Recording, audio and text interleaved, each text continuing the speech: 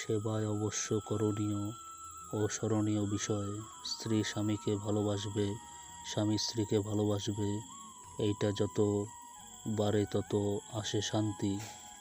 মনের সেবা না করে শুধু বাইরের সেবা করায় শান্তি হয় না। এটা শুধু স্বামী স্ত্রীর ক্ষেত্রে নয়, সব ক্ষেত্রেই। পরিবারে পরস্পরের মনকে ফুল্ল করে বাহ্যিক সেবা যদি করে, তবে পরিবারের সকলের মধ্যেই একটা প্রীতিপ্রফুল্ল ভাব বিরাজ করে। আর একটা জিনিস, সেবা করতে গিয়ে একটা সম্মানিত দূরত্ব বজায় রাখতে হয়। সেবা করতে গিয়ে গায়ে পরাপরি ভালো না। যার সঙ্গে যেখানে যেমন তোর দরকার সেখানে তেমন তোর চলাবলা করা উচিত। মাত্রা ছাড়িয়ে যাওয়া ভালো নয়। এটা স্বামী, আত্মীয় স্বজন যেই হোক না কেন, সকলের সেবার বেলাতেই স্মরণ রাখতে হবে।